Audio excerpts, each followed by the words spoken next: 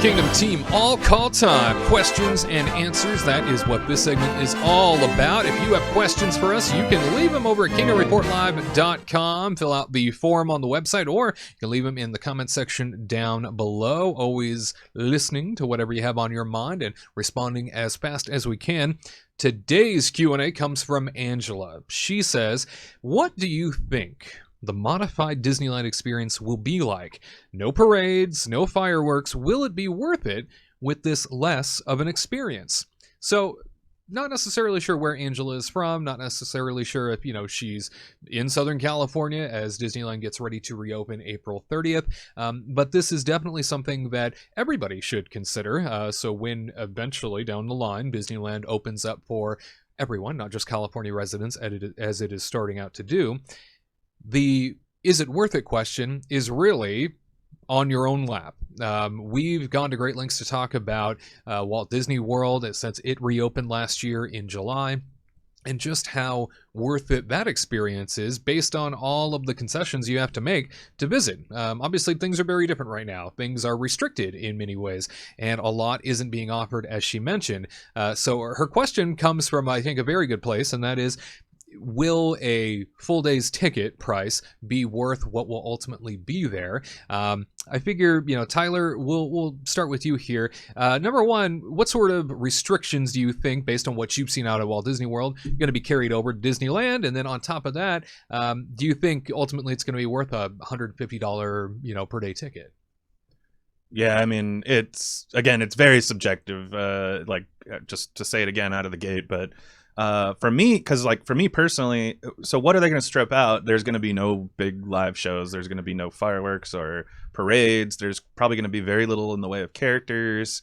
There probably won't even be small time shows, to be honest, like little, Disneyland band or anything like that. I just don't really see that happening for quite a while. And if those are the things that you go to Disneyland for, then maybe don't go. But I don't go to Disneyland. I like those things being at Disneyland. Like I like having those things be in the periphery. I like feeling like it's alive. Mm-hmm. But that's not why I go necessarily. So, for me, when I've gone to Disney World a few times this past COVID year and stuff, it's been like, I just want to go to the rides. I want to go to some of the restaurants, and I want to go to some of the bars, and I want to stay at this hotel.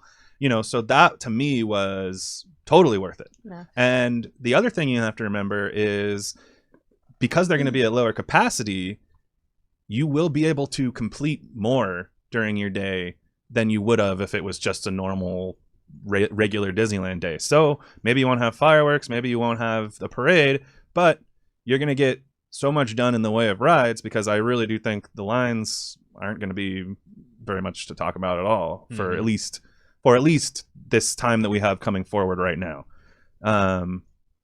So again, it's very up to you. Give you a little bit of the tools to kind of work that out yourself, but that's kind of my perspective. Yeah, what do you think, Katrina? I mean, obviously this is a location that is going to have to function in a much smaller footprint overall. Disney World being so much bigger, they can accommodate a lot more. They can also have a lot more attractions open because they can accommodate so much more space-wise. We have to remember here also that not everything is going to return when Disneyland opens for the sake of spacing people out. So they can't, say in Fantasyland, have absolutely everything open, because you need places to put people physically for the sake of distancing and following the state guidelines. It's nobody wants to do it, but it's something that has to be done at the moment. So what do you think in terms of worth and in terms of things that might be restricted? What comes to mind? I think I'm going off of kind of what Tyler said. If your hopes are, like, if you're a person that's never visited Disneyland, I will tell you, do not go now. It's not worth it. You're going to miss out on a lot. You're going to miss out on so many things. But if you have gone to Disney, and it's kind of like what Garrett talked about this aura, to feel next to Walt, just to walk in his footsteps, to see this stuff, go. Like just because half of these rides, or not half, but there might be like a small percentage of rides that may not be open. The people that go to Disneyland know that fireworks are never every day. During the lowest week, or the not the busiest weeks, but during their off season, they don't have fireworks. I think they only had them on the weekends, so you would know, if you don't really care about fireworks, go during the weekday. You know why? Because attendance is low. So, and that's what a lot of people love. Like I loved going during low attendance just because like, you know, I would try to like maybe take a sick day off of work and be like, oh gosh, like I'm so sick. And then go on a Wednesday with Tyler and then just roam around and just have like nobody there.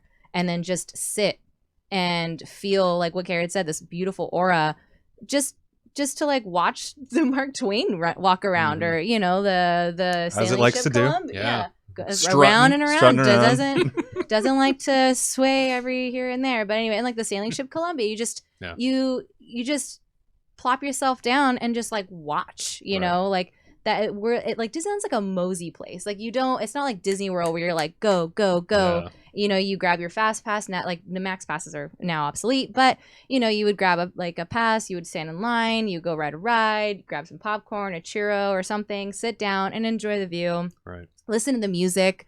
Just be present. You know, like that was the thing that I'm looking forward to the most. So if you've never gone to Disneyland, don't go now.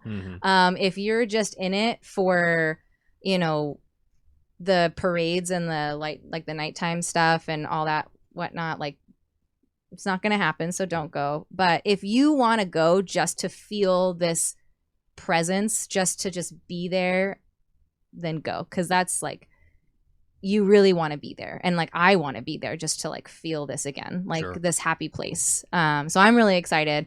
And then, you know, you get some rides. I mean, again, you're not going to get all the rides, but at least you get some, right? And you get that new Snow White ride, right? So, hey, win-win. And guess what? The Peter Pan ride may not have a long queue this time. Wouldn't that be nice? Because if you know, that line is like 60 minutes. Oh, I know. And you get 15 seconds. You cannot blink on that ride. Don't be blinking. 15 seconds and then it's over. Yeah. So hopefully that line's going to be like a good 15 minutes now. Wouldn't that be nice? Right? Yes, God, please. look at like, listen, we're going positive here. That's right. Peter Pan. Finally get to ride it maybe twice in a day. Exactly. I don't have to wait an hour to get on Peter Pan. Yeah, that is a huge sell point. And when you think about places like Walt Disney World, you know, we have a whole series on the Kingdom Report YouTube channel called Walt Disney World and Pandemic that really goes into a lot of the specifics from hotel stays to travel to what you experience while you're there. And one of the key things that I picked up along my various trips is would I want to spend the money for a family of four? So say I'm bringing my family of four to Walt Disney World right now.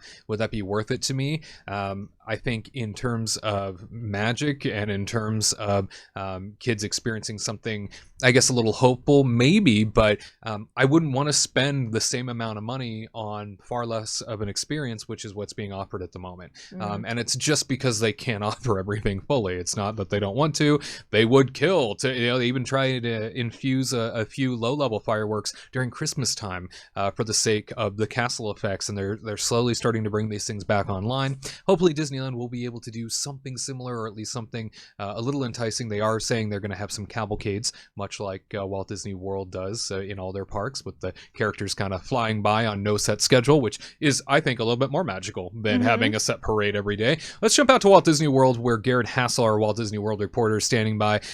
He's somebody that has been in all the parks. He's experienced everything out there. In terms of value, worth coming to Disneyland, we know that you're a super fan. We know that you love the place, and you know you would come no matter what. But in terms of what you think some of the restrictions might be, and whether or not you would encourage other people to go to Disneyland in the coming months, given all the restrictions, what comes to mind? What say you? What say I? Oh no, sorry, that's some Pirates of the Caribbean humor. For me, if, like how Katrina said, if it's your first time, you've never experienced the magic of Disneyland, I would not recommend this as the first time going. This is, as we said before, this is for the Disney veterans, the ones that have been to Disneyland 10 plus times before, that know the lay of the land, that know the schedule of the fireworks and parades by heart. This is for you. They're definitely going to have, you know, some of your hit rides. You know, Mr. Toad's Wild Ride, that might not be on the list there. You might not have these other experiences that you're typically used to. For myself, I would still go out there because I miss the magic. I love Disneyland, and I've experienced it all before. While it is sad that they will not have the entertainment selection that you're used to, whether that is Mickey on Main Street waving at people, or seeing Bert and Mary Poppins walking down Main Street waving at people. Like, I that's an iconic image in my head. I've seen it so many times. but you're just not going to have these character interactions that often can make a Disneyland trip that much more special, and all the entertainment spectaculars, they won't be there. It's sad to think about Disneyland without, fireworks or without, a parade going on, but it's just like Disneyland. I would still go out to it if you have the ability to, and if you feel safe enough. But if it's your first time, it's a lot of money to get a very little reward out of it. You're not getting that whole enchilada. You're getting half the enchilada, or maybe you're just getting that chalupa. You may get that tortilla, but not the innards of the enchilada. Oh my, no innards. Scary thought right there. Terrifying. Disneyland is a truly magical place, and I spoke about the aura in the past, about how you feel like you feel Walt's energy. I'm sure you'll feel a little bit of it, but it won't be the full effect of it, because like when you see the characters, when you see everything going, and you hear the fireworks at night, that's where you feel that aura. But that's when you feel like that little girl. Yeah. Absolutely. Fever pitch. But, yeah. But if you're only running a park at 80%, it's still worthwhile if you've done it before, because you get to remember the past. Plus, you get to enjoy, limited capacity, getting to experience everything, not having to wait in an hour-long line for every single thing.